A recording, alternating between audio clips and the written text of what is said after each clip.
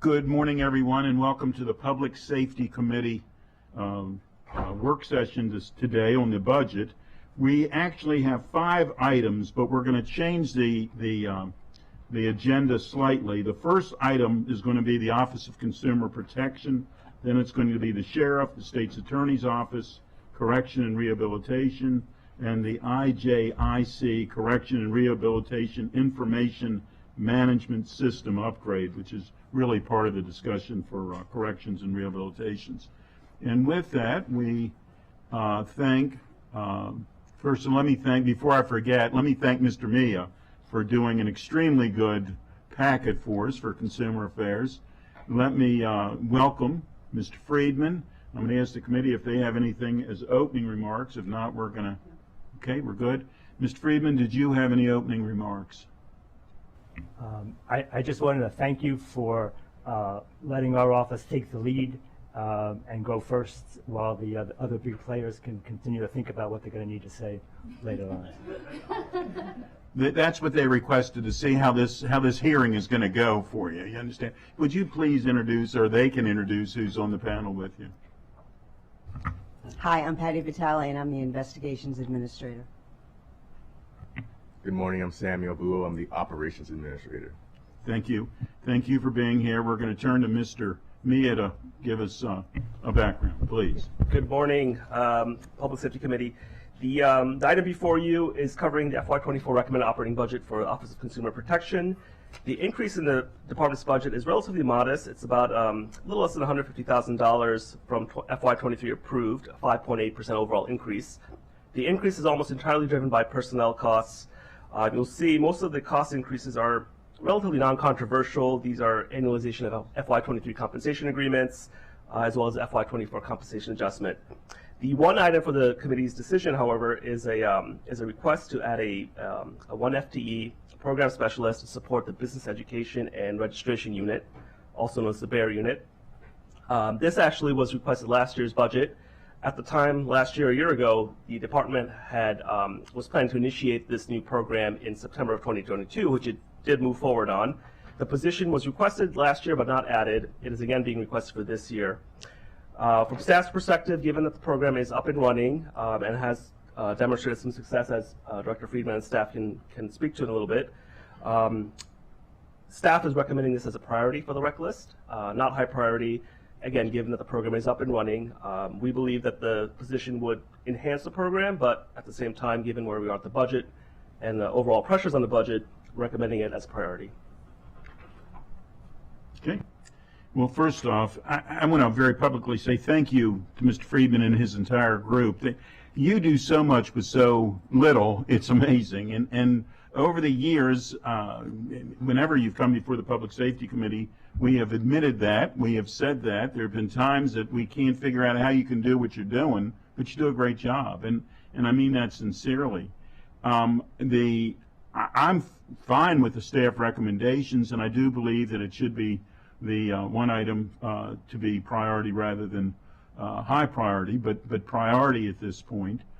If we can, you know, we've all said that every budget is a tough one. This is the toughest one I've ever dealt with, and it's really, we're getting there. It's not pretty, but we're getting there. So that's where I am. I don't know whether any other the committee members have anything else other to add, please. I thank you again for putting together the packet so thoughtfully, and I know I have availed myself on behalf of my constituents of your services already in my brief time here, and I greatly appreciate everything that you do, and I concur with the staff recommendations.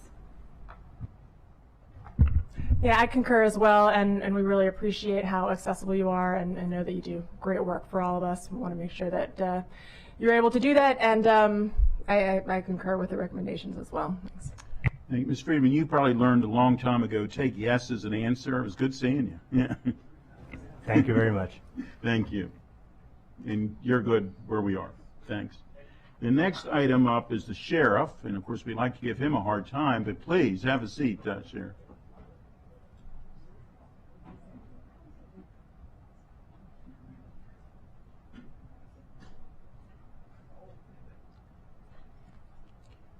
And the next 4 items are all done. The packets were done by Ms. Farag, and let me say once again, she is, as always, has done a great job of giving us this information.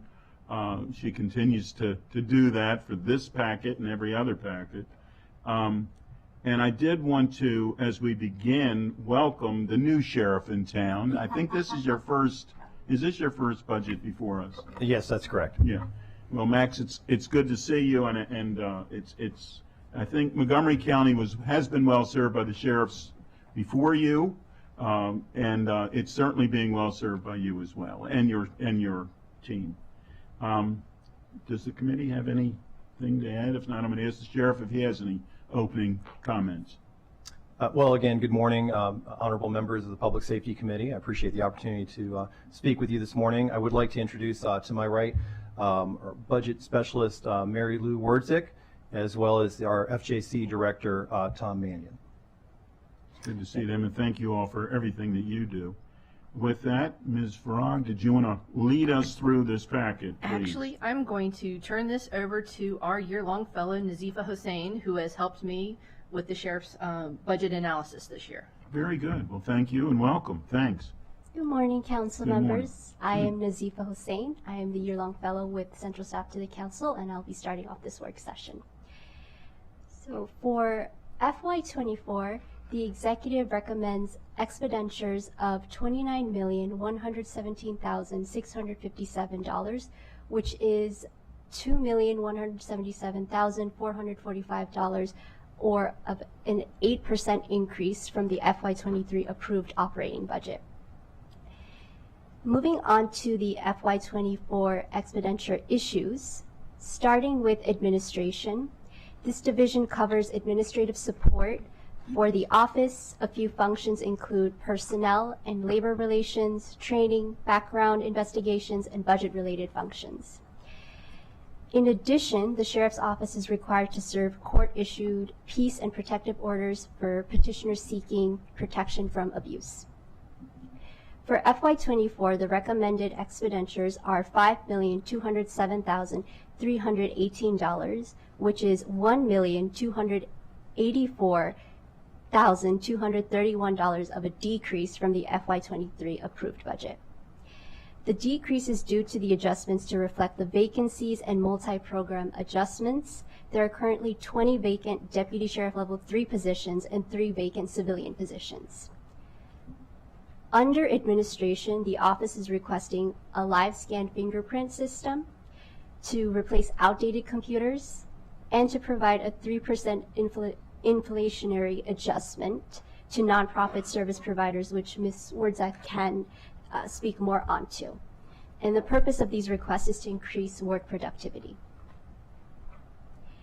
Next, civil process. The office is mandated to serve papers which include subpoenas, summonses, failure to pay rent notices, and other court documents as directed by the courts. For FY24, the recommended expenditures are $2,859,302, which is $129,657 of an increase from the FY23 approved budget. The increase is due to multi-program adjustments and a request for an envelope folding machine to increase work productivity. Moving on to courtroom, courthouse security, and transport. The responsibilities under this function include the transport of inmates between jails and court holding facilities and to provide security for the county circuit court.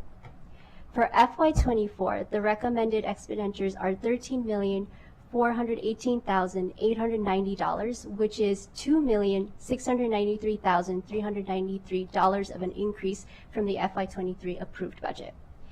The increase is due to the office requesting items and adjustments for equipment. The office joined in with the police on a 5-year contract with Axon, which includes both tasers and body-worn cameras, and that increases their payment to Axon. Requests include Microsoft Office licenses for training room computers, Wi-Fi coverage at the circuit court terrace level, and to replace end-of-life mobile phone equipment. Additional increases are due to multi-program adjustments, and the purpose of these requests and adjustments is to improve services and work productivity. Next, criminal process warrants, and extraditions. Under this function, the office is responsible for serving district court civil warrants, district court criminal warrants associated with domestic violence, civil court warrants for both adult and juvenile and child support enforcement warrants. For FY24, the recommended expenditures are $2,520,962, which is $102,238 of an increase from the FY23 approved budget. The increase is due to multi-program adjustments and an increase for a child support grant. Moving on to domestic violence, responsibilities under this function include serving protective orders, peace orders, and child custody orders related to domestic violence. For FY24, the recommended expenditures are $5,111,185, which is a $536,388 of an increase from the FY23 approved budget. The increase is due to shift compensation, cost increases from the grant fund to the general fund, multi-program adjustments, and the replacement of ballistic vests. Under the Sheriff's Office lies the Family Justice Center. The center provides advocacy, legal, government, and social services support for survivors of power-based violence. In 2015, between 1,200 to 1,300 clients were served. In 2021, 1,726 clients were served. In 2022, 1,802 clients were served. The majority of clientele served from 2021 to 2022 identified as Hispanic, Latino, or Black and African American. The increase of clientele was served without additional staffing. In addition to serving clients, the FJC has expanded their programming to continue addressing power-based violence. Council staff has requested information from the FJC about needs that would support their caseload and ensure appropriate support for clients. The FJC has identified need for additional managerial oversight to help with growing needs. They've proposed the following: reclassifying 2 positions. We have the FJC director, and that would be reclassified to the FJC executive director, and then the FJC program manager, which would be reclassified to the FJC deputy director. And they've also proposed to create 2 new case manager positions. The approximate cost for these changes would be $225,000 for a full fiscal year and $113,000 for a mid-year January 1st start date. In our discussions with the FJC, there was a grant opportunity, and Mr. Mannion can speak more to that. Mr. Mannion, would you like to do that, please? Sure, and thank you for having us this morning. We had identified a grant opportunity to cover these additional personnel expenses. It was a federal grant, and unfortunately, due to when we found out about the grant and when the deadlines were, I had some conversations with Ms. Werdzik and Mona Cabrera, our grants and contracts manager with the Sheriff's Office, and there simply wasn't enough time to get an application through the county process in order to apply for the funds in a timely fashion. So we have put the packet together, we've put the application together, we've done all of the background research. We just are holding off hopefully until next year when hopefully that grant comes available again. And in disclosure, I actually am a member of, former chair of the Family Justice Center committee as well. Please, did you have anything else to add? I'm passing it on to Ms. Frog. All right. Thank you. You did a great job. You really did. On page 8, we talk a little bit about sworn staffing, and the Sheriff's Office is just like all the other law enforcement agencies in the region. They're experiencing recruitment and retention issues. Again, a lot of deputy sheriffs have reached retirement eligibility and are moving on, and it's been difficult to recruit as well for the same types of reasons that police departments are experiencing. They have a sworn complement of 155. Currently, 136 are filled, and that's a 12% vacancy. That, compared to MCPD, has an 8% vacancy, so the sheriff is struggling even more than that, and it's more pronounced because they have such a small agency. Regional competition, again, is a concern, And I've laid out some salary information on the first on page 8 is comparing the different sheriff's offices. They are sworn law enforcement. They have some overlapping functions with police, but they also have different. They have court security. They have transport. In some counties, they also control correctional facilities. So Montgomery County is right in the middle of the pack with that, but they don't provide a lateral option. On page 9 are regional police department comparisons for counties and some into Virginia or DC, and then the municipals. And as if you'll note there, the sheriff has the lowest starting salary here in Montgomery County compared to the other law enforcement entities that they actually go to the same academy and they get the same training and so on. They also do not have signing bonuses. They are represented by McGeo, not FOP or another union, and so they're not always going to track salaries. Are not always going to track. Now, since they are somewhat functionally different positions, and there are different hiring requirements for these, I'm not expecting salaries to completely and exactly align with police, but I do want to point out for the committees, just to put it on your radar, that it is critical to ensure that they are getting the same types of supports in order to help recruit into the office. I do know, and the sheriff could talk about it a little bit, they've got like a really excellent new recruiter who's doing a fantastic job out in the community at this point. There's some recruitment information for you on page 10, and for FY24 they're expecting 3 deputies and 1 sergeant to retire. In terms of vacancy and lapse, we've been asked to look at the different vacancies in each department. The department had 32 vacancies of March 2023, and that's about $3.4 million in personnel costs. 4 of those positions have been vacant longer than a year. Most of these vacancies are in Court and Transport Division, and the Sheriff's Office has also advised that court staffing is often so short-staffed that sheriff managers regularly fill in for the deputies to provide court security. They're being asked to take, where did I write the lapse? I'm sorry. $1.3 million in lapse. I think this is a pretty significant amount for the sheriff as far as any potential impact that it might have on hiring deputies, and it's just something that maybe the sheriff might want to discuss a little bit if it is actually having an impact on hiring. I did also conduct a baseline racial equity analysis, and I was looking at the equity focus areas like I did in the police department budget analysis, but I was looking at the service of peace orders and protective orders and emergency evaluation petitions as they relate. Information on that is on page 12. Not every single order was known to go to a particular police reporting area. Of those where there was a known PRA, about 42% of the peace orders and protective orders were going to people living in equity focus areas, and they represent 26.5% of the county's population. But of the total number, they more closely match actual populations within the county. So it's a baseline to explore further, to see what services there are. And it's not just providing safety to people who are requesting these orders.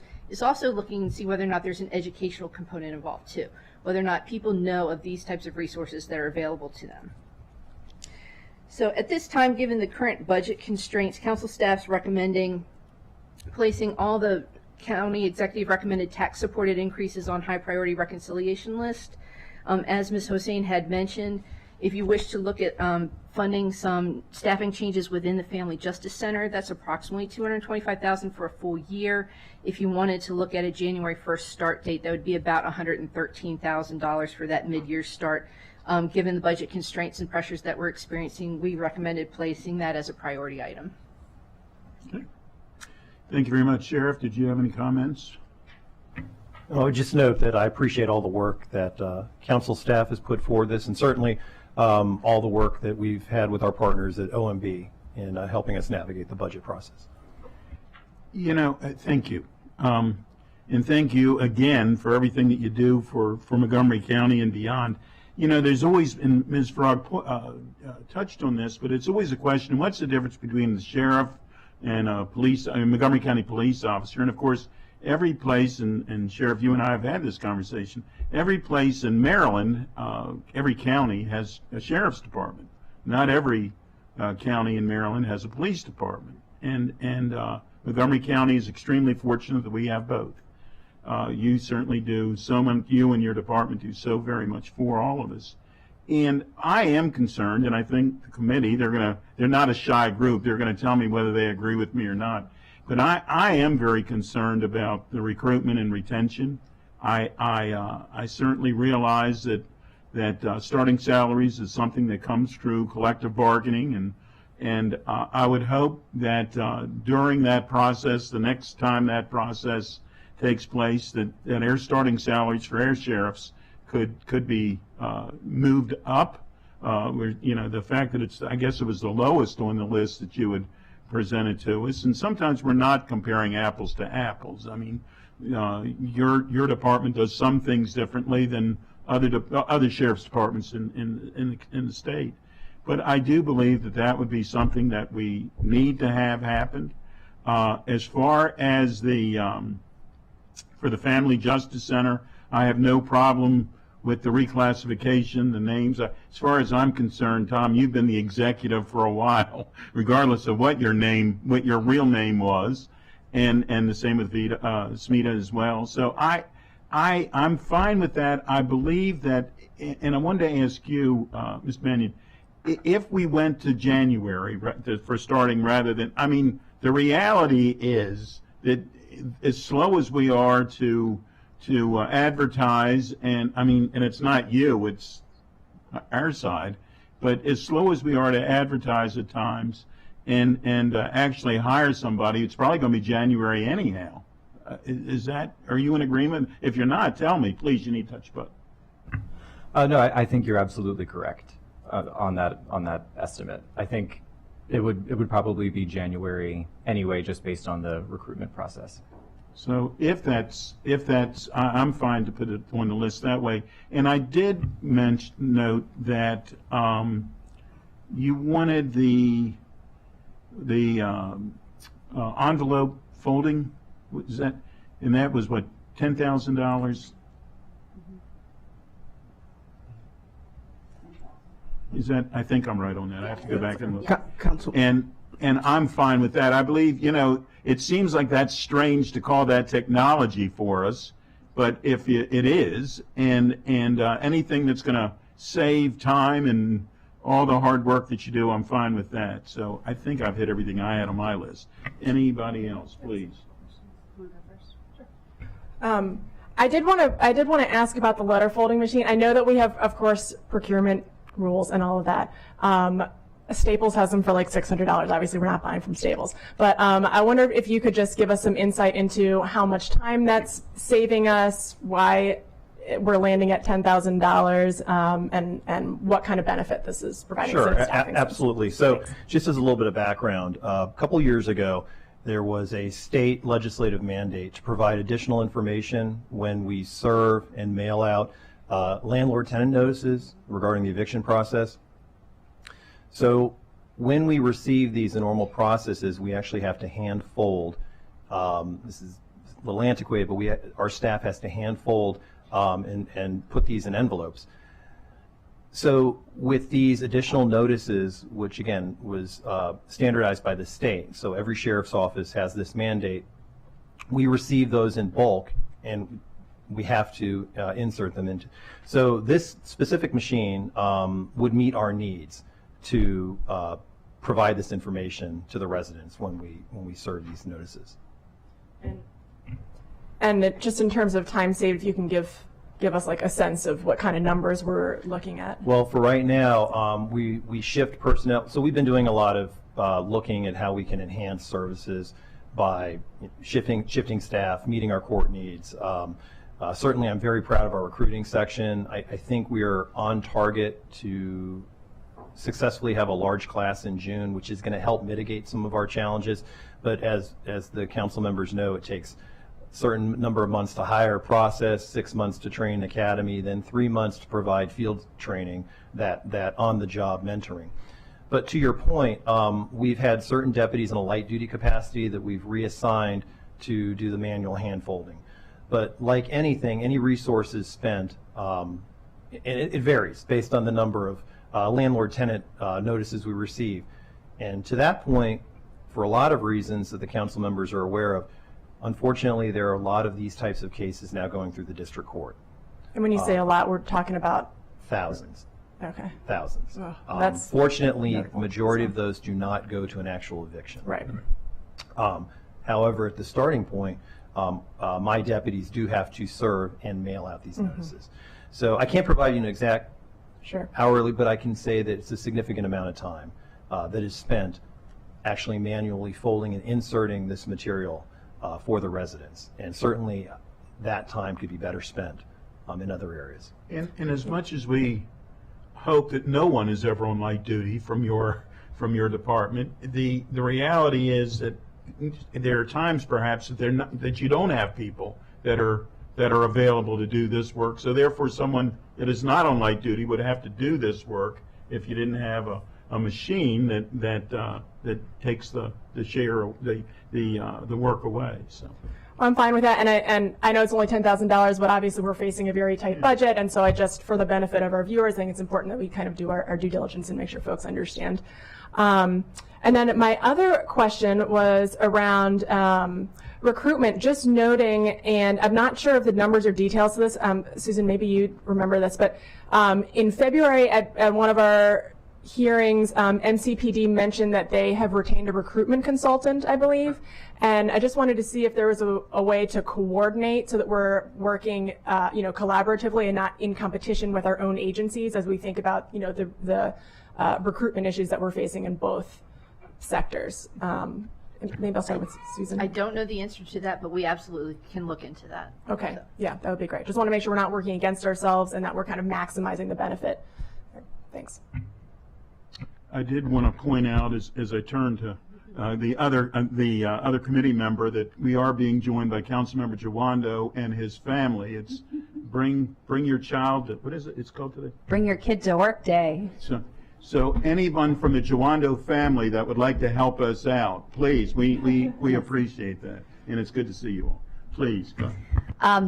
So I'll start with the recruitment piece, and obviously I know, and thank you, Sheriff Lee, for always being willing to chat with me about that piece, and I know you know that it's an incredibly important thing to me, and to reconciling things that may be occurring that are creating obstacles to recruitment that are actually of a legal nature, and I have been working on that in conjunction with our MCPD executives and with the union. So.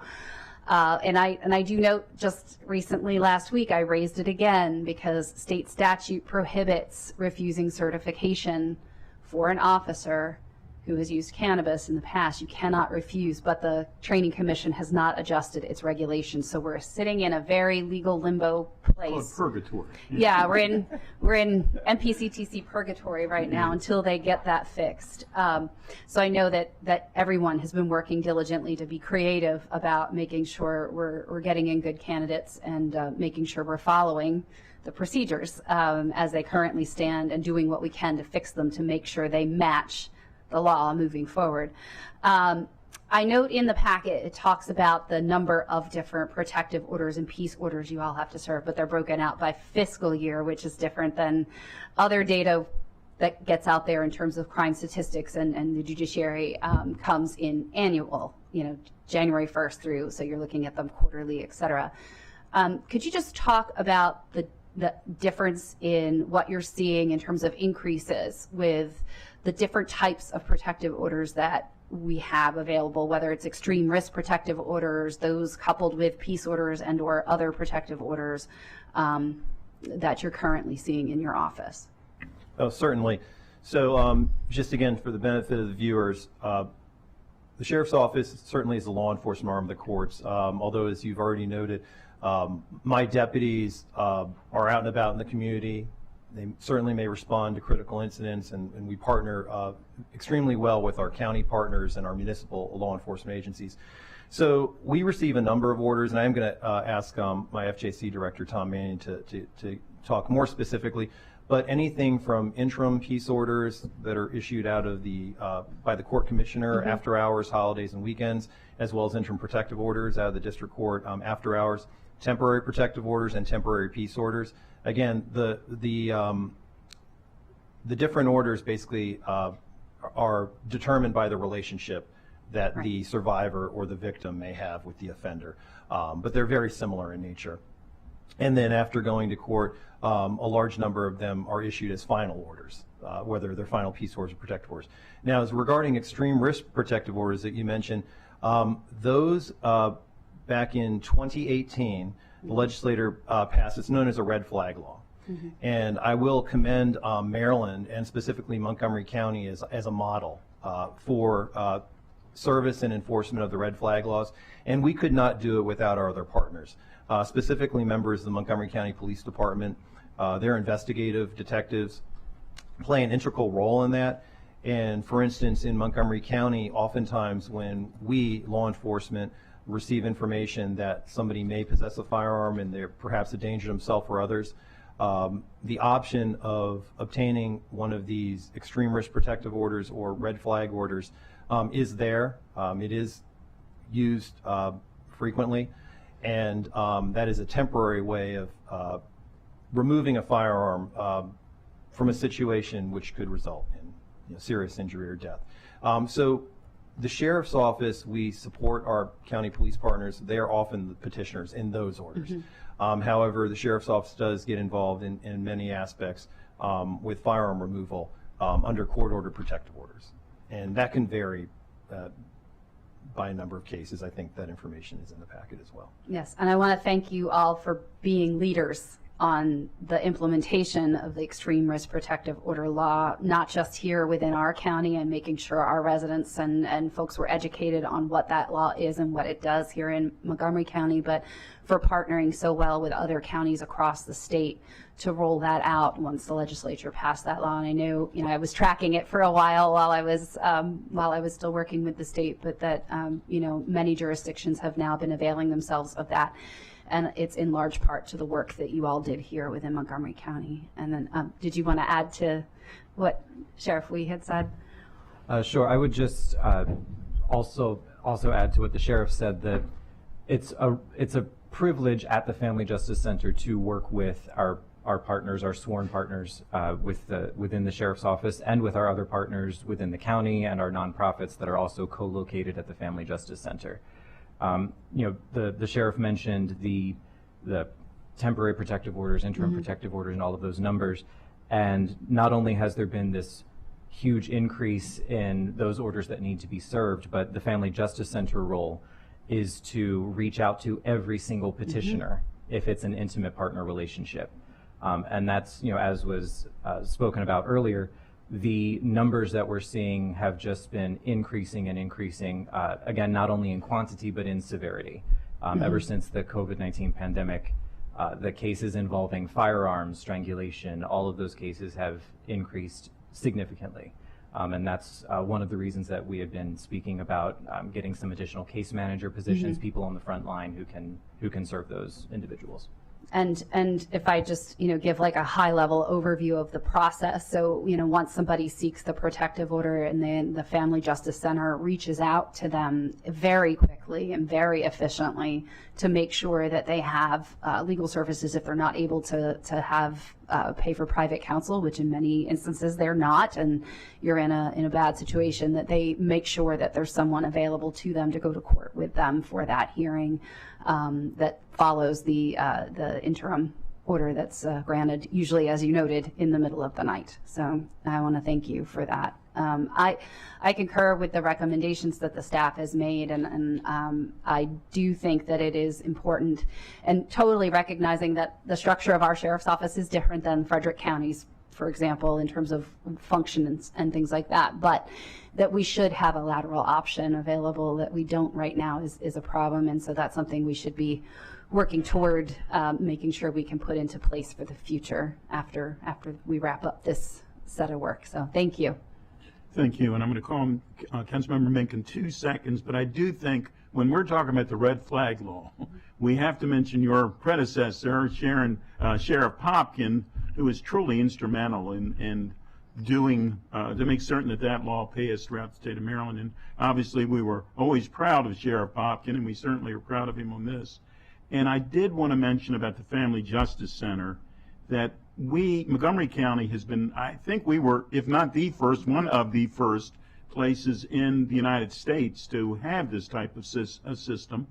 And we always referred to it as the one-stop shopping. I mean, if someone is going through this horrible situation where the families are involved, and it's just not what anyone wants anyone to have to go through. But if they have to go through it, they are certainly treated with dignity, and the families are received, and people work together. All the various agencies come together. So you continue to do a very fine job on that as well. And with that, Councilmember Mink. Thank you. I just wanted to circle back to the sheriff vacancy rate versus MCPD, and wondering how long, so the sheriff vacancy rate again is about 12% higher than MCPD. How long have we been looking at a disparity like that? And also, how does it compare to disparities in other jurisdictions that have similar division of duties? It's kind of hard to compare. Yeah. They've started experiencing, and as we've discussed before, it's not unique to Montgomery County, right? A lot of people are reaching retirement age across the nation. The sheriff's office is so small, this really impacts them even harder than it would impact the police department. And most of these staffing issues, and please correct me if I'm wrong, have started from COVID, right? And then people are, for a variety of reasons, they want a better work-life balance. They don't want to volunteer for overtime, that type of thing. And when you don't volunteer for overtime consistently, you have to re-examine what your shift relief factor is and that type of thing for public safety. And it seems to be going up. It's just harder to recruit, retain, and also appropriately staff the positions they need to staff. Thanks, I appreciate that. Did you want to add anything, Max? Yeah. Well, Councilmember, I would just add that I think we alluded to this. Since taking office a few months ago, I've made hiring, training, and retaining my priority. And really putting a focus on that. I think you had the opportunity to hear from one of my deputies. She was testifying on her own time on behalf of the contract issues, and I'm sure she articulated, I did listen to that testimony, accurately some of our challenges that we discussed today. The more positive movement is we are seeing more people show up to test because of the great work of our administrative division and the recruiting. We are making it such a priority to attend a wide range of opportunities, whether it be veteran, historically black colleges, non-traditional law enforcement job fairs. So we're really getting out there, and we're seeing it. So I'm seeing more files come in. So I am confident, although it will take time, that we're moving upward. Great, good work. And then I just wanted to make note of what I thought was significant when we were talking about the letter at folding machines, and you were mentioning the thousands that are needing to be sent out. And appreciate you sending over some of the data, looking at the last couple of years, and just noting that the numbers that we're seeing this year right now look very different from the numbers that we were seeing a year ago around this time. And so I think that's notable for us to take note of. Something like that is more within the control of the council than something like domestic violence. So I think that's important for us to take note of, and also just considering that the lower the eviction rate and the fewer of those notices that are coming through, the more capacity you have for your officers to perform other sworn tasks.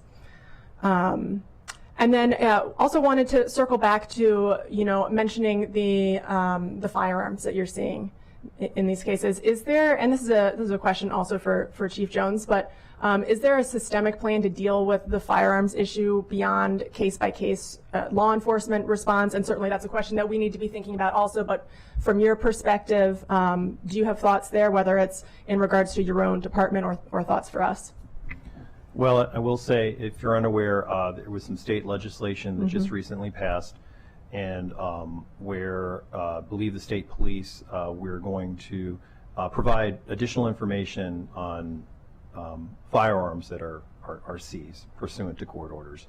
And I think that may paint a little bit better picture for decision makers on how to respond to. Appreciate that. And that might be something that we want to, as that develops, that we might want to circle back on to see how we at the county level can help support that and work together to make some improvements. And certainly we can get updates, but it is, as you stated, it's a state function. So we need to get as much information as we can, but remember that it's their partners from the state. Anything else? If not, I'm fine as written, the way you've. So that's a 3-0 vote to put $113,000 on for some staffing changes at the Family Justice Center. And Starting on in January, right? For the, starting January. on the priority list. Oh, yeah, on the Priority versus high priority, Yeah, right? yeah. Yes, okay. Thank you Okay. very much. Thank you. Thank you all very much. Sheriff, we said you were new. You really aren't new to Montgomery County, but anyhow, you've been here before. Thank you, Mr. Thank Katz. you. Good seeing you. Thank you, members. Next, we're going to have somebody else that's actually been here before, the State's Attorney's Office. Please, Ms. McCarthy.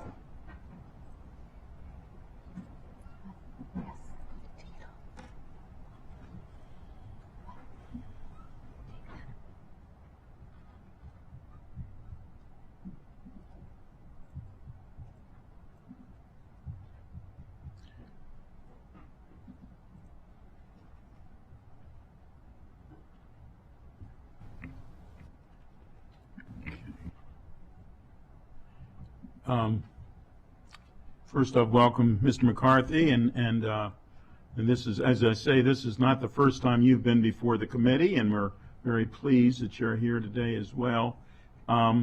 Did you want to please introduce the people who are with you on your panel?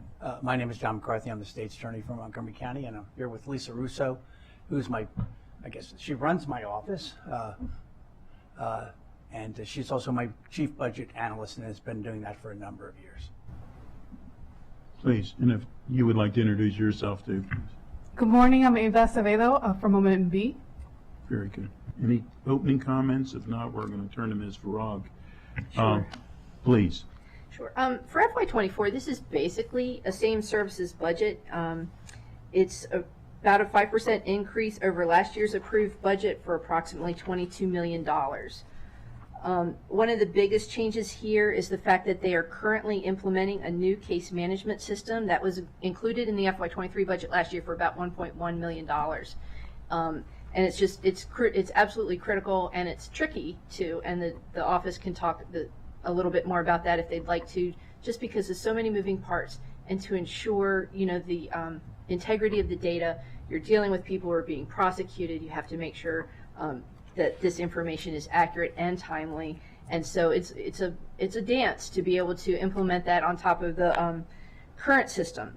So this year, the recommended budget includes the case management maintenance for this system for about $360,000. The product that they've purchased is Prosecutor by Carpel, I believe, PBK, and these costs are including warranty, hosting, storage fees, and support for the system. They expect this new system to go live near the end of June of this year. In terms of a salary plan for about $96,000, this increase reflects the cost of promoting eligible attorneys in the office according to their salary plan, which was approved by council in FY14. The amount varies each year based on the number of attorneys eligible for promotion, and the office is currently performing a compensation study to determine if their salaries are in line with surrounding jurisdictions. They indicate that study should be completed this summer, but last year they lost 16 attorneys, or about 20% of their staff. There's also the mandated salary adjustment for the state's attorney of about $6,700. This is set by in statute. And then we have a variety of shifts that are basically technical in nature that are shifting partial full-time equivalent positions from grant to general funds based on the nature of how much they are awarded each year in those grants. And these grants that are impacted include Victims of Violent Crime Act grant, Violence Against Women grant, a gun violence reduction grant, and the drug court grant. That's the only one that is resulting in a change of expenditures, and it reflects a reduction of about $4,000 in grant funding. They may want to talk a little bit about some of these positions that are grant funding that may be much higher priority to them, that it would be critical to maintain if the grant funding is decreased. There is a truancy prevention program update. This program was started in 2010 with the goal of reducing absenteeism in middle school. and it's a unique program where it works with each individual student to really understand their personal needs, reasons for not going to school, and they work one-on-one with these students. And there was a longitudinal study done several years ago that showed not only did the success maintain through middle school, but it maintained into high school as well. They currently have, I believe, 19 schools participating at this point. Most of them are middle schools, but I believe there is one high school, and they've got plans to expand 2 high schools in the county.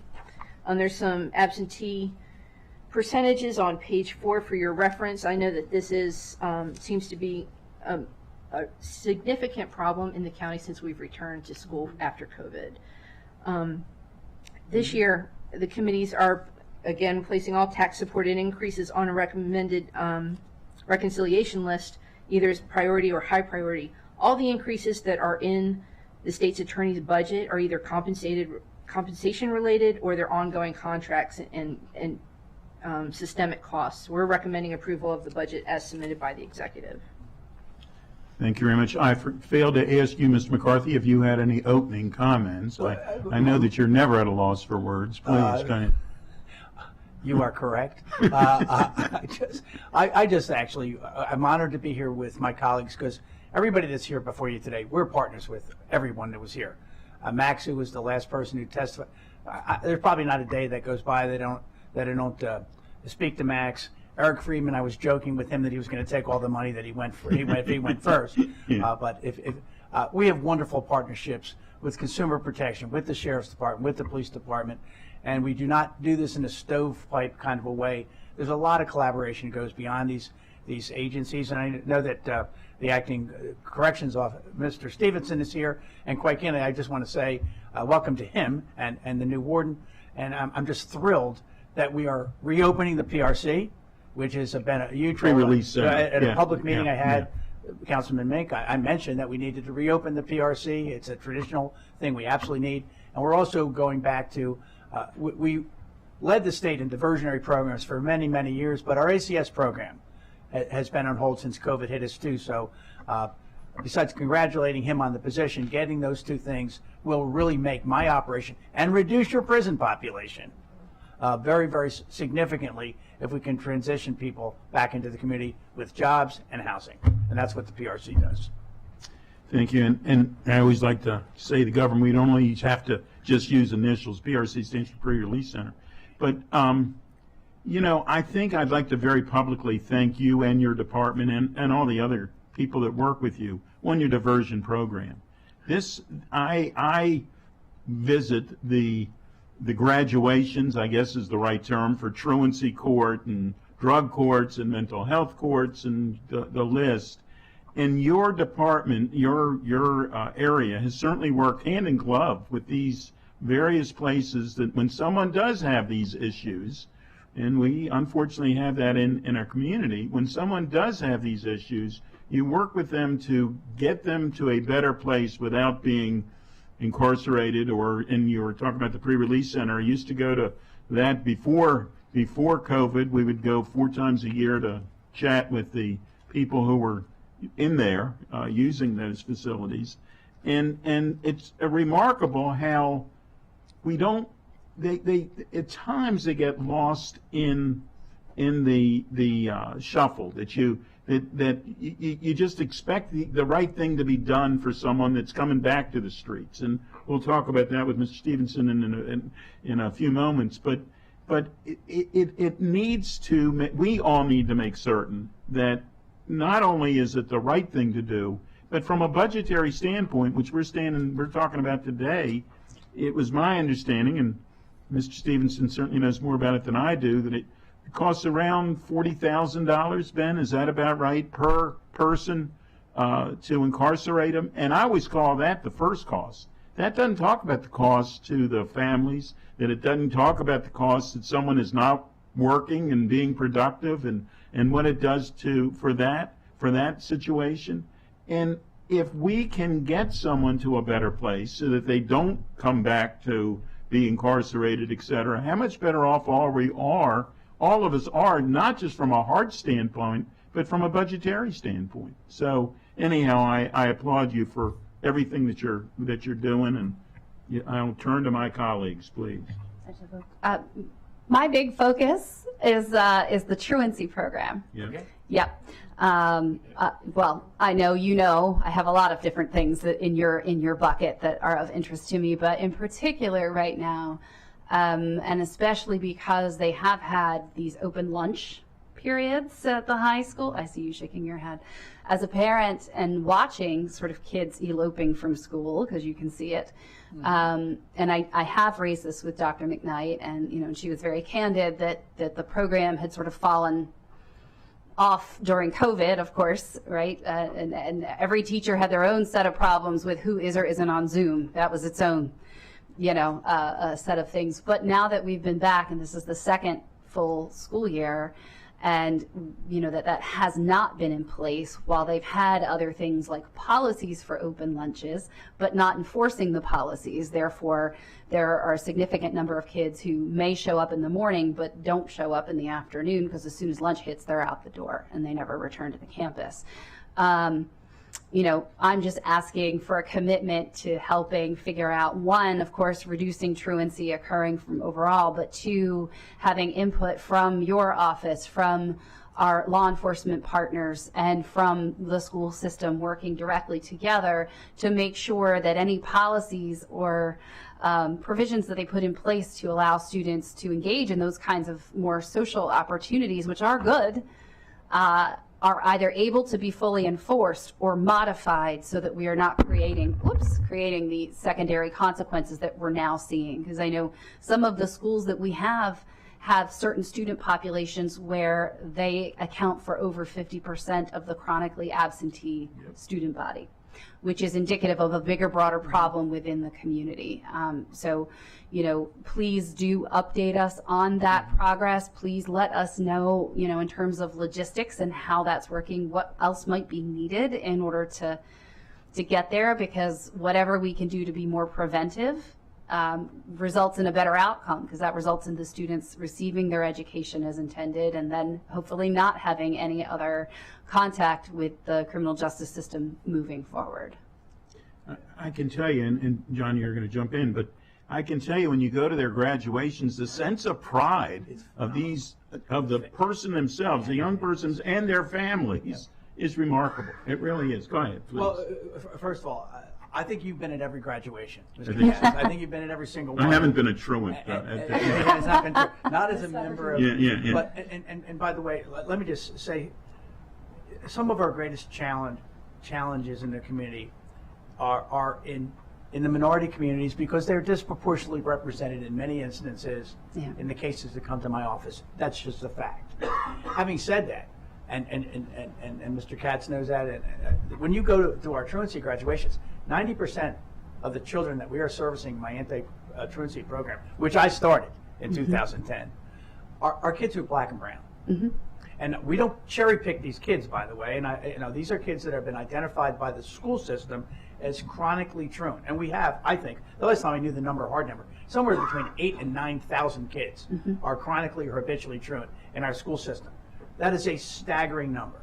And I know that the county executive, many times, when Mark was the head of this committee, he wanted us to go, it would take a lot more funding, but he wanted us to go to every middle school, which it would get into the mid-30s. There's so many kids that we're not reaching, but we're proud of the ones we are reaching. We are changing lives. And look, I'm the state's attorney. My objective, we're not locking anybody up. Right. We're trying to get kids to re-engage in their education, because I don't want them involved in risky youth behaviors, and that's the lesson of what we're trying to do. And and it's always, and again, Mr. Katz has heard these stories when the kids are amazed that they begin going to school and somehow miraculously their grades improve, and it's like there's no where's the correlation? And they like it. Where's they like the being there. correlation between that Right. and our speakers the last time? We may have had two of the best graduations. Got a standing ovation. A young man got a standing ovation. It's just he could probably take over state's attorney tomorrow, and he was just spectacular. And it's really one of the best things we do. It's one of the best things we do, and it's just re-engage in the value of education, and the families rally to it. Absolutely. They rally to it. It's a celebration, it really is. So. Councilmember. Thank you. Yeah, this is an area that's particularly important to me as well as a former teacher, and I also sit now on the Education and Culture Committee, and I appreciate your work in this area. And just wanted to get a little more perspective about some of the changes since COVID. Obviously, you're seeing the numbers tick up. Do we have like a percentage or any kind or a general sense that you can give us of what that uptick has looked like? A question for either you or Susan. I would have to get back to you on that. I don't have a year-over-year analysis of that. If Susan doesn't know it, no one knows it. But I would say that the 8,000 or 9,000 was a number that is often cited as you combine these are statewide definitions provided, chronically and habitually truant. It's thousands of kids. Coming out of COVID, that was a really tough year. Yeah. By the way, it was a tough year to run our truancy program. Because the schools, because we had been basically 2 years out of school, who were the kids that needed our services? We stumbled our way out of COVID trying to re-identify who now needed us that was back in the system again, attending school. This year has been significantly better, and we're in more schools, and we're in our first high school. And high school principals are coming to us, and the high schools are asking us to bring our program because they've seen the kids that we've helped at the middle school. It's about resources, and it's about money and positions. We devote a lot of what you give me in my budget, and I've got some spectacular men and women that work on it. We spend a lot of money, well-spent money, to try to get these kids to re-engage. But I've got Phil Andrews, George Sims are probably that lead this program. These are fabulous individuals that run this program, and I have a lot of dedicated people. But we're very proud of what we're doing here. So, but I don't know the number. Yeah, that's fine. And just trying to get a general sense, because I know certainly that we have just seen this pattern in other ways and in other spaces. Certainly on the high school side, we're seeing, and even some on the middle school side, as we have kids who leave campus during lunch, or even honestly from the start of the year, start of the morning, and then they end up in other places. And then we get calls from, business owners or libraries or whatever it is where kids are congregating and being noisy and rambunctious and, or causing issues in other types of ways. And so, this is just part of a systemic problem that we have seen really emerge and become prevalent since returning to school after COVID, and we can make a lot of guesses about why exactly that is, and it's a multitude of reasons, I'm sure, but ultimately it's incumbent on all of us to find the solution or solutions, right? Of course, it's going to take a lot of hands and a lot of I'm just thinking about on to Councilmember Lukey's point, what are we doing on the preventative side? I think is a super important question, because if you're we would hope that we are going to see your caseload go down, right, as we improve things within MCPS. That would be the ideal, is that you have fewer kids that you're able to really focus on, so I think it's certainly a conversation that we should have on the education side and with MCPS, and with input from your office as well about what more we can be doing within the schools to help lower the number of kids who you are seeing and who are engaging in some of these other issues. So. That's helpful. And then also, we certainly have heard from you now about the patterns that we're seeing in terms of demographics, and this is all very problematic, but it also may give us some keys about how and where we can engage to try to improve things. So do we have, I assume we do, a demographic analysis and equity focus area analysis? Actually, I just texted the chair. I had forgotten to mention. Mr. McCarthy's office has done a 2-year analysis of every single aspect of the prosecution process, and I'll let him update, because a lot of those results are about to come public. And is that in regards to the truancy issues as well? Do we have those types of data? There will be some aspect. We will be addressing it through our dashboard. We're going to put dashboards up where the public can see what we're doing within the truancy. That'll be through prosecutorial initiatives that we're working with. As an independent agency, we've invited an outside agency to come in to study every aspect of the operation of my office. The preliminary and the initial study I have received it. I've reviewed it. It is the final touches are being put on that. the first portion, the first part of their report is going to be about race and ethnicity as it exists in the criminal justice system in Montgomery County. My partners in this are Microsoft, the MacArthur Foundation, the University of Maryland, Loyola University of Chicago, Florida International University, and our newest partner is Bowie State University here in Prince George's County. They're all partners on this. I brought this to Montgomery County, and I because we're talking in a budget hearing, by the way, I got this for free. There was some talk, ultimately this was costing. And this was like 2 years ago, right? This was 2 years ago. You came to our press Yeah, I conference did. when we announced it. Underwritten by Microsoft and by the MacArthur Foundation, this work is being done for us free. It's housed mainly out of the graduate school at the University of Maryland. There's some, Mr. Johnson, Brian Johnson, who's a nationally known researcher about social equity issues in the criminal justice system, is writing our report. And we anticipate, I've read the preliminary report, I would say within the next couple of months, with 60 days, the report will be published. It'll be the first in a series of volumes about what they are looking to do. I'm also proud of the following. We started it, and now what's happened is Prince George's County has hired the same agency. Charles County has hired the same agency. Frederick County has hired the same agency. Microsoft has come in and made a pitch at a meeting I attended at Bowie State University. They're willing to underwrite a statewide initiative that would be mirrored on what I brought to Montgomery County 2 years ago and pay for it for the entire state. Wow. And they're interested in this issue. I happened to attend a couple of national conferences with the leaders on these issues from New York or Chicago or San Francisco, Portland. I'm intimately involved in the conversation, but I'm very proud of the fact that we were first. Others have now followed us, and now there's funding potentially if the others sign on. This could be a statewide initiative where everyone in the entire state is going to have a study done for them that mirrors what we started here in Montgomery County. That's great. That's awesome. It's so important to have data, to have that kind of analysis done. It's such a critical tool. And of course, as we all know, no race of people is more inherently, criminal than anybody else.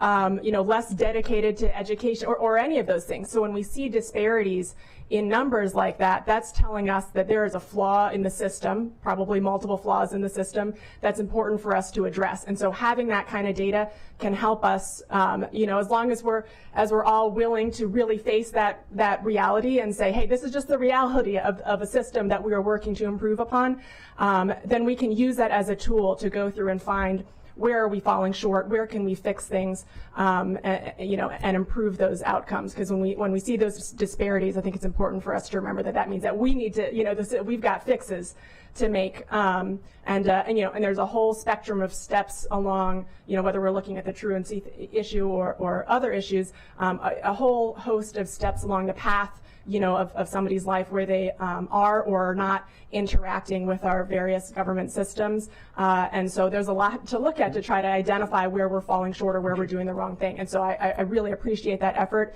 It's so critical for us to be able to actually address those very key problems. And then specifically around truancy, I look forward to, it sounds like there's a lot of interest in continuing the conversation there, and I'm sure there will be in education and culture, but getting that demographic breakdown and equity focus area analysis and being able to get as granular as looking at like which schools in particular are seeing, so that we can, that could really be helpful in seeing, okay, where are we seeing maybe schools that are in an equity focus area that typically has very high truancy rates, but this school is not seeing those. Like, what are they doing? So that kind of granular level of data analysis could be really helpful for us in identifying where we could find solutions and where we're seeing shortfalls. Is that a type of data that you all collect typically? Well, I know that, and I'll deal with Susan if she wants to supplement what I say. I know that we get data from the school system about arrests and things that happen in each individual school. But as more than a casual observer, the thing that drives crime rates, I think, is economic disparity. That is the single great, which means it certainly goes beyond the courthouse and individual states. These economic disparities that exist in our community drive crime. And I think every study's always showed that there's disproportionate amounts of crime in areas where there's a lack of economic opportunity. I mean, you want to reduce crime, you have to really work on eliminating the economic disparities that I think fuel crime in our community. And I also tell you that when you're looking at numbers, you have to also look at the fact that sometimes numbers are different. I'll give you an example. When I was, the last national conference I was at, they were stunned. There was no one else in the room that allowed what is called direct filing of criminal charges. Now, what do I mean by direct filing? Well, if you're over the age of 18, you can walk into a commissioner's office, swear under the penalties of perjury that you're the victim of a crime, and all of a sudden John McCarthy's charged with a crime because you swore out a warrant. Well, how many? We get about 3,000 of them a year. No police involvement, no prosecutor involvement, and I got 3,000 cases that are in my office because somebody swore under the penalties of perjury that Kristen Mink punched them in the nose, stole their lawnmower. Another thing that's not true in the District of Columbia, nothing gets filed as a criminal charge unless it gets reviewed by a U.S. attorney downtown. There is no direct filing by the police. A prosecutor has to okay it. That is not true in Maryland. We have direct filing. And so when you're looking at numbers, I mean, again, when you look at numbers, you have to understand how those numbers get generated. Whoever gets arrested in Montgomery County, it's not 99% of the people that are arrested in Montgomery County, my office never sees them until after they're in the system. There might be a serial rapist, a child abuse case, a homicide that we may intimately be involved in the charging on. But that's a very small percentage of our cases. We have 18,000 cases in the district court alone. We're not involved in any of those decisions. We inherit them because the police have made those arrests, and then we start. So in terms of when you look at statistics, know what the numbers really mean. Right. Absolutely acknowledging that there are many different factors that lead to the outcome of our different data sets, including some of the ones that you mentioned, and a lot of areas where we can apply fixes that are going to help alleviate those numbers. I think, I want to, obviously, like, we know that there are places where systemic racism is baked into our system and has been historically, and we've done a lot of work to improve upon that, but I think that it would be a little naive of us to say it doesn't exist anymore, and we'd be missing opportunities to potentially address that, and that's not intended as an indictment of anybody, an individual personally. That's, talking about systemically. This has been a fix that our country has been working on for a long time, and so, I don't think it's time to stop looking at that, but absolutely, completely agree that there are a wide range of issues that we need to be looking at in order to fix that. But just in a technical sense, as we move forward on the truancy, my question was just if you have like school by school data that we would be able to get from you. We have many partnerships with the school system. I'm sure we could get additional data from them. Great. Not something we need to make a big deal of that's now, not just something that we can into our case management system right now. Sure. Where a child goes to school. Got it. All right. Well, I appreciate your work on the issue, and look forward to continuing that conversation collaboratively. Thanks.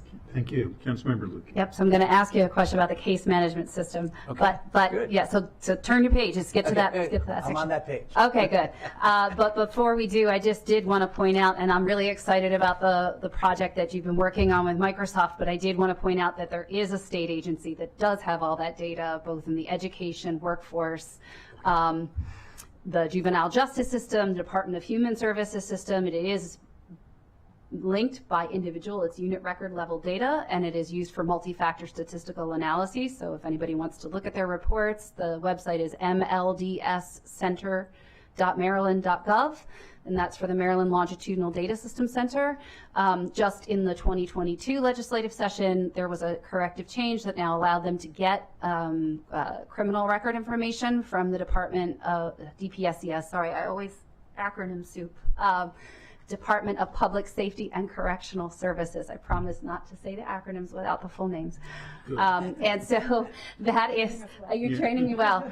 And so that data is in the process of being incorporated in there as well, but those data sets go back to the 2007-2008 school year. So again, that's the whole point of having a longitudinal data set. And certainly the information that you're able to glean through this research project could be paired with or expanded upon by that entity to do additional work or be replicated statewide, as you already suggested. So with respect to the data management system, and I understand it's a new system, it's partially implemented, you're moving into the next phase of the... Currently, we are on life support with JustWare. That was our old system. We are in the middle. We are very much transitioning to Carpel. I think Susan mentioned. Yes. Carpel. They are on site next week. Okay. So your question is very timely. They're going to be with us next week to do an on-site run through to finalize this. We have a go live date of June the 23rd. Okay. With our new case management system.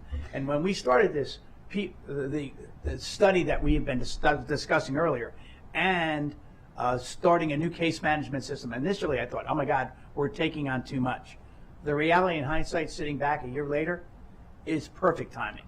Because what happens now is Carpel comes in, and they've worked with this outside agency all over the country before. They can say, these are the holes in your data. And so they're building a system that will allow us to give more reliable information and answer some of the real questions people have today. Because our case management system, maybe Lisa can tell me, it was 15 years ago. There are questions being asked today. Right. The system was not built to answer those questions.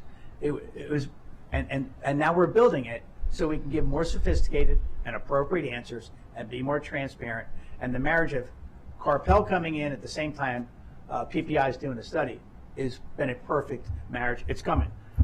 June 23rd, we go live with Carpel. So my next question is, how will this help you all with working with MDEC? Does it help at all with the new electronic case system for the courts?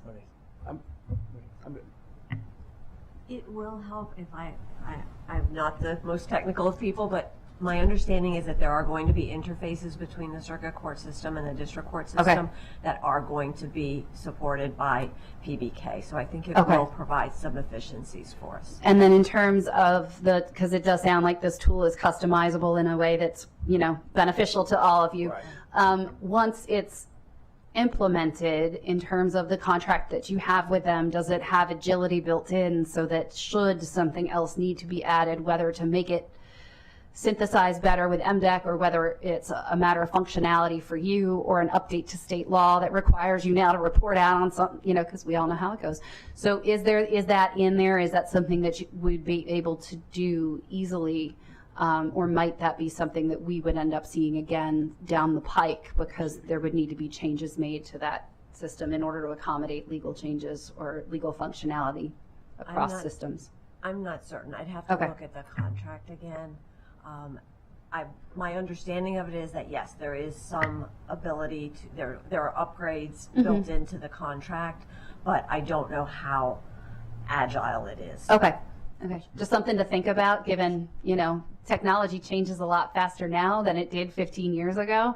And demands of data also come fast and furious these days from policymakers. I'm trying not to give you extra ones, but having things that we secure and purchase that can help be adaptable over time to fit your needs is really important. So happy to chat with you further about that offline. Dave Seaman is head of my IT, and he ran IT for the county here in the court system for a very, very long time. A coup for us to have him. I'm sure that there's some flexibility in there. I can get an answer and send it to you in writing from Dave addressing that particular question. Okay. The more this is a budget issue, and Lisa warned me to make sure I said this. There is the possibility that there could be additional cost to us in order to do the uploading of the additional data that's being requested. It's not in this budget. Right. We have to look long term. We actually have hired a budget analyst who is helping to crunch our first dashboards right now, and we got a grant for that.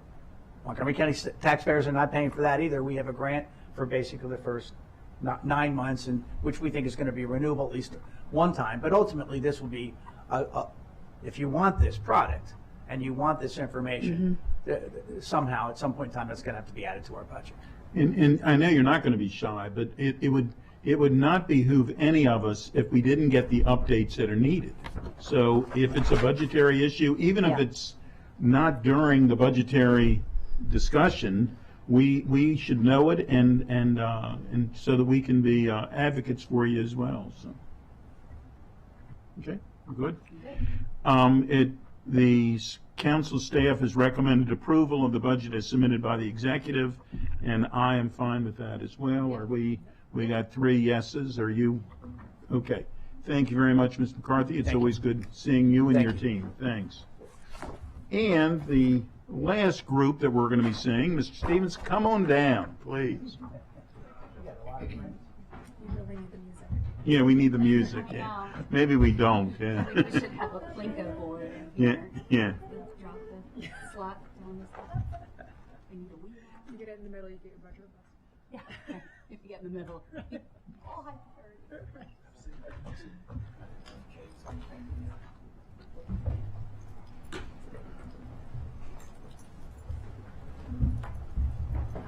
Y'all filled it up. Yeah, I was going to say you brought some food. You had an entourage here, I bet.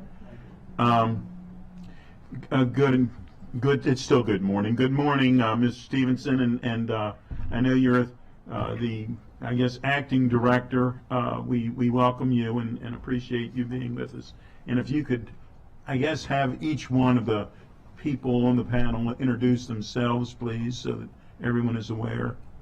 All right, starting to our left. Good morning. Ivan Downing, Acting Chief of Community Corrections.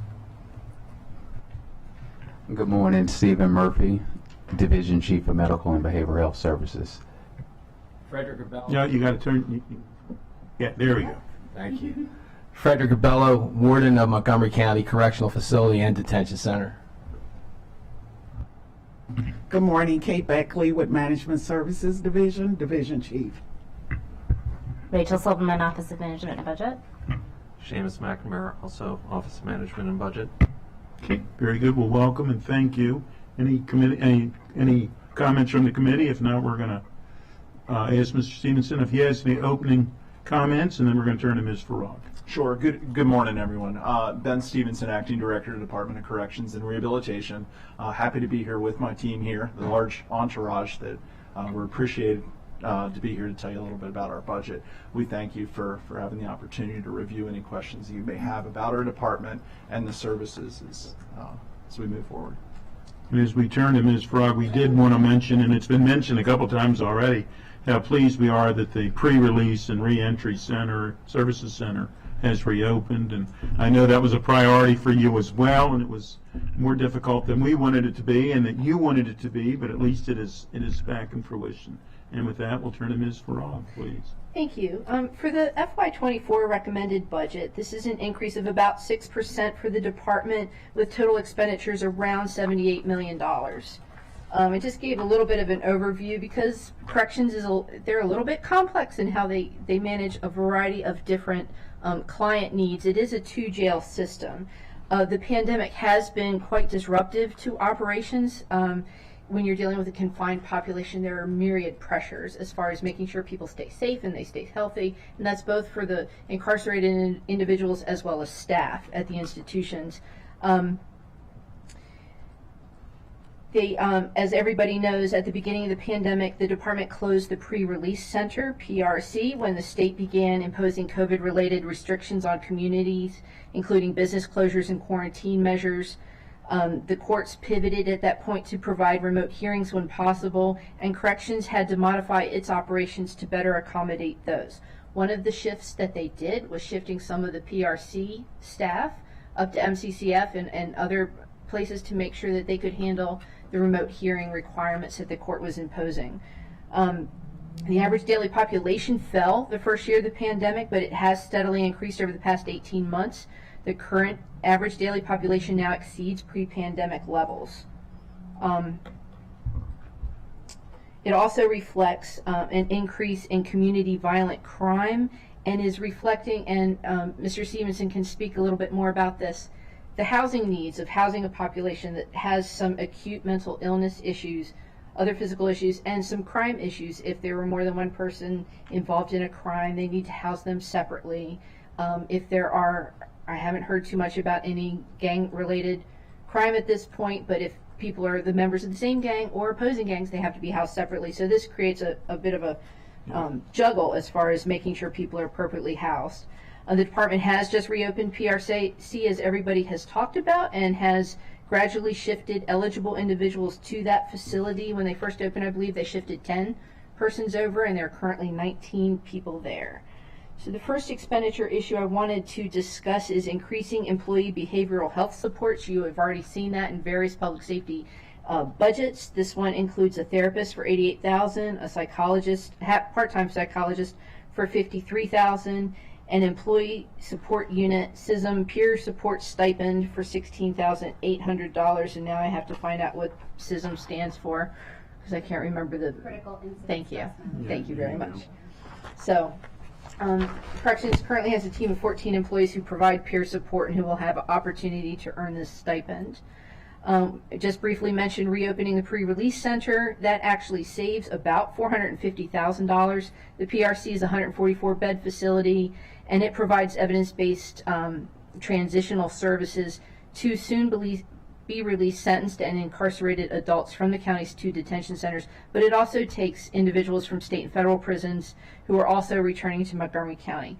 I believe it's over 90% of the people who are incarcerated at MCDC and MCCF will actually end up returning to the community, right? So it's imperative that all of the different rehabilitation supports that are available in the department, we can optimize their success to help people successfully re-enter the community. Some of the savings that they're experiencing or hope to experience from the center's reopening just basically reflect that costs associated with community corrections are just much lower.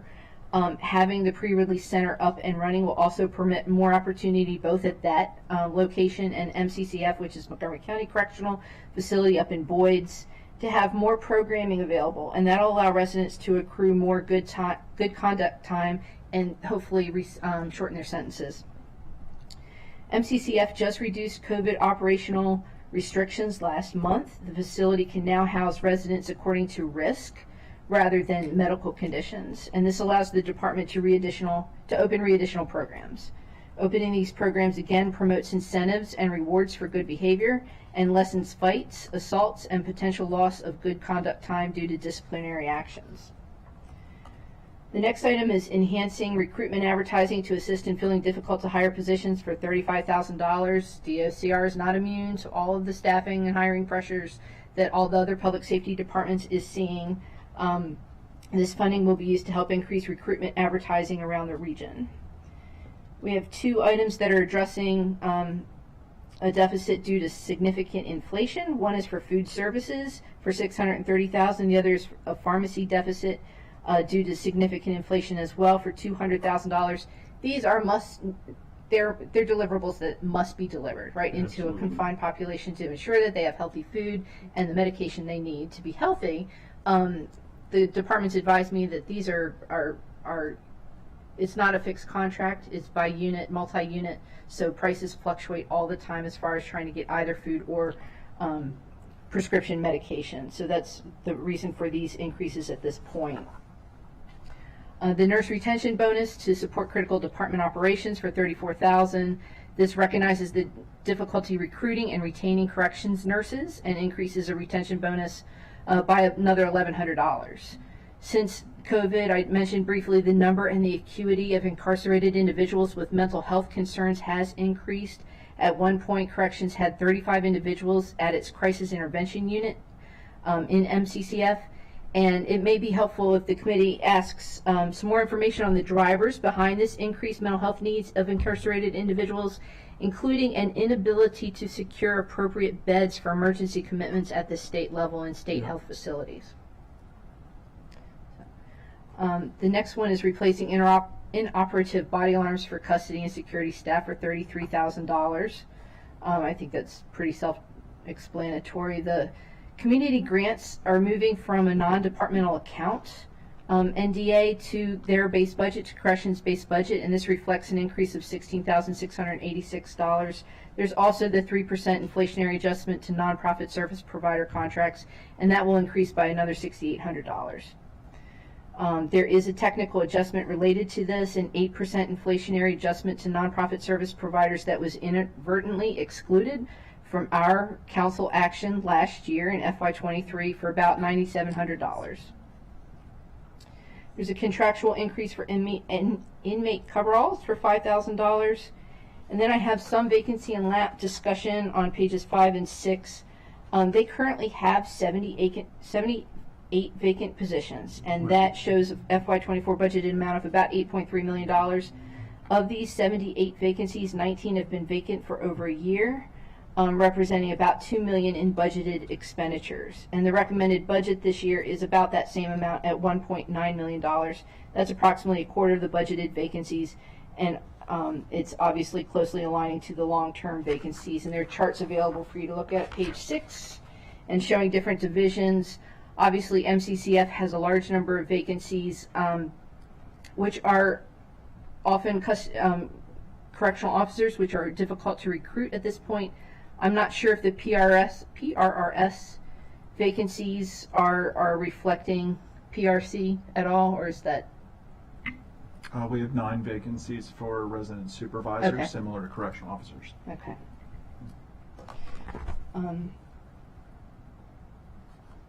So at this point, for recommendation of the operating budget, and we do have a CIP amendment to discuss as well, I was recommending that this tax-supported increase be placed on the reconciliation list as high priority items. In terms of the CIP amendment, the IGIS Correction and Rehabilitation Information Management System upgrade, this is a new project that was transmitted to Council on March 15th. It will replace Corrections' current information management system, which is CRIMS. The $300,000 plus money that's been appropriated to this is basically a placeholder, and there, I believe Mr. McNamara might be able to speak a little bit more to this project, and is Ms. Henderson here too. There's 2 possible solutions to a records management system. Either TEBS can build something in-house, and that's the lower amount. If they need to purchase something off the shelf, that's going to be a higher amount, and they'll come back with a more accurate price for that. I just wanted to emphasize how critical it is to do records management within a criminal facility setting, correctional facility setting, to ensure that people are released when they need to be released, and people are not inappropriately released when they should not be, just as a basic measure. So I'm recommending approval of that project as submitted by the executive as well. When you look to the audience, I have a feeling Ms. Henderson is coming down to visit with us. For those of you who might recognize Ms. Henderson, she's wearing a hat, a different hat today, but she is a Gaithersburg City Council member and doing a marvelous job when she's wearing that hat. So, how are you, Lisa? It's good seeing you. Yeah. Here we go. Hello. It's kind of weird being on this side. I understand, believe me. How are you? Good. In terms of the CRIMS replacement, so the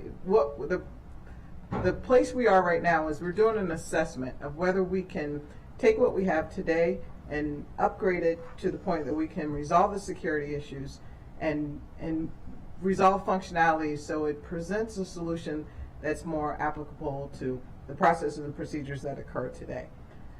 There are currently 19 police jurisdictions that have arrest authority in Montgomery County and that come through the CRIMS every day. You never know what you're going to get. Average about 60 arrests a day. About 40% of those are go on to see a judge for pretrial to see if they're going to be incarcerated or be released. So the solution is key to the initial part of this criminal justice process that happens. So it's imperative that it is secure for the police officers who are coming in to make statements of arrest or to process warrants, and that we can process the individuals who've been obtained successfully. So we're in the process of evaluating whether we can do it in-house or whether we need to go out and buy another solution. It's cheaper to do it in-house. So that's what we're hoping for. Very good. Thank you. Anything else, Susan? If not, I'm going to. No. Well, first off, let me begin by saying that whenever we have these discussions, we think of Ms. Talley, your predecessor as well, and all the fine work that she did, and for all of us.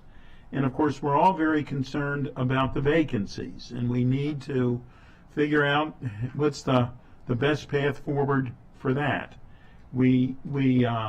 I can tell you before COVID, when I would go up to Clarksburg, and whether it be for a graduation for someone who's receiving their GED or for whatever other programs,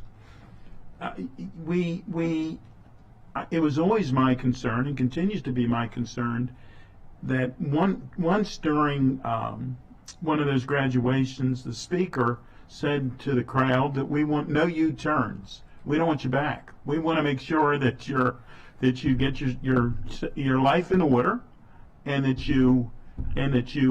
we help you get there, and that we don't have these issues. And obviously, I certainly am very supportive of that. I've been supportive of it. We used to have I think it was a bakery or whatever industry in the facility. And I believe we need to figure out what we can do and how we can do it and how we can fund it.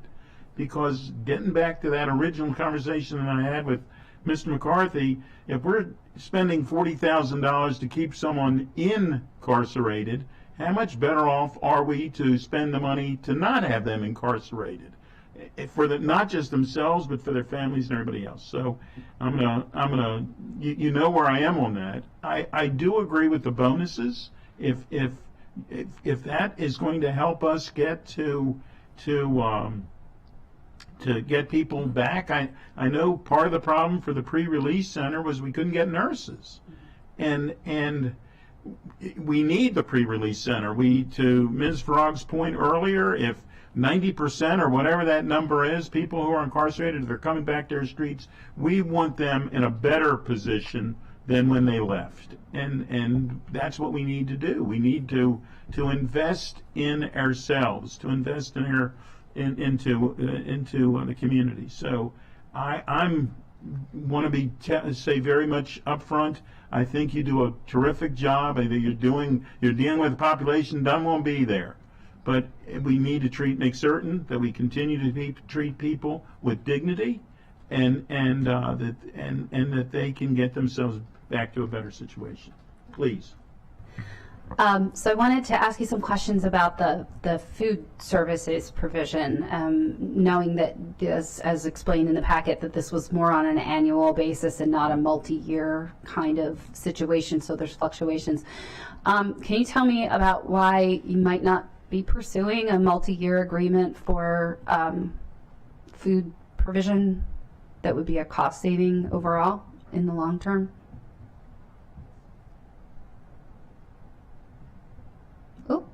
It's not coming on. Oh, there you go. And you're sitting next to the IT person. Yeah. You got to reach right over and help out. Good God. So with food services for us, we only have really 3 contracts. We have about 10 vendors that will not enter into a contract with DOCR. Food fluctuates daily and weekly, and so they won't commit to a year, not even a year contract. So we definitely can't get multi-year contracts. So we've been trying to work with them to try to establish some sort of contract, but they just will not do it. Our procurement regulation, you enter into a contract and you can renew it after a year, and maybe with an increase in a CPI. But that's not the way food industry works. And so we have been looking into this to see if we can bridge other contracts. We haven't been able to see any, but the state of Maryland, they did issue a request for proposals. Right. We're looking at what they have, and that's a potential for us, and that may be able to resolve most of our issues because it can be one contract. In the past, we had outsourced the food Mhm. services, but the food quality had declined. Went down. And so we definitely have to get quality food. Right. And so we are looking at other options. Okay. But there has been inflation. Mhm. Everyone is going up. Even the Yep. ones we have contracts with, they have to show us the Right. cost of the inflation.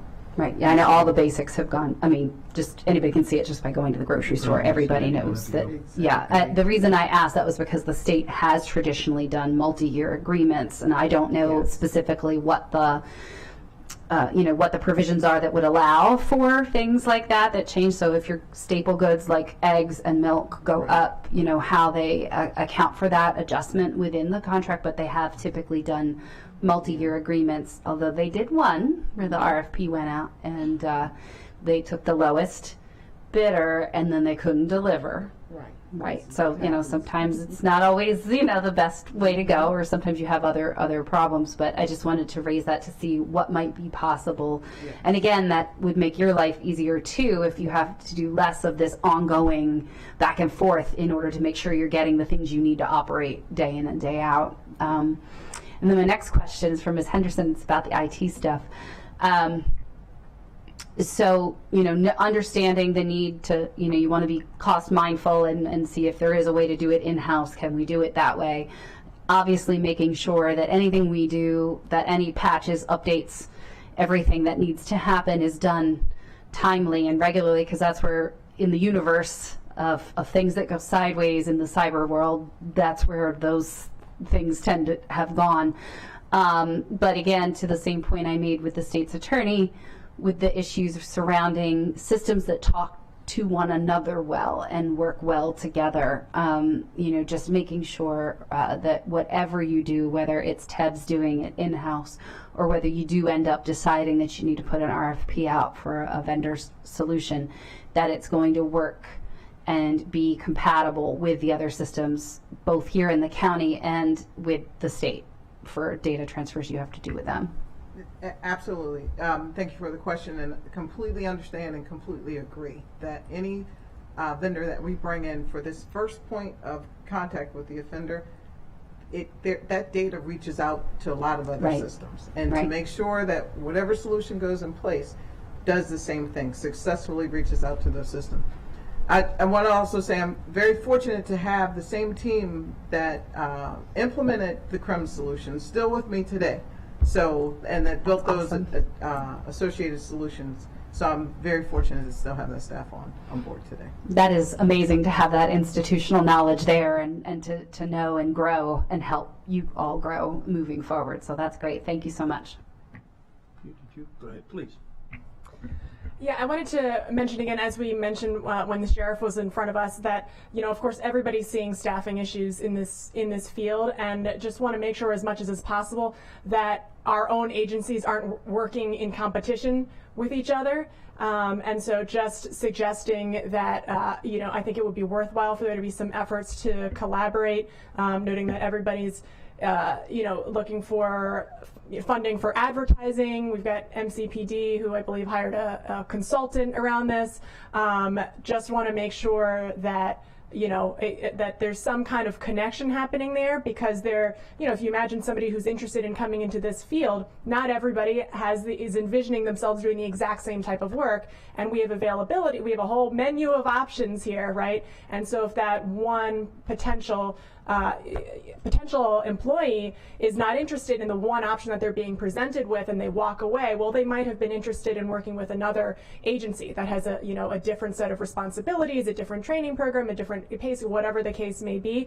And so I think it would be in everybody's benefit ultimately for, if somebody is being successful in reaching a particular audience, that audience is actually seeing the whole menu of options, and then everybody benefits from everybody else's outreach as well. And so, just encouraging you all to kind of, put heads together and see what makes the most sense.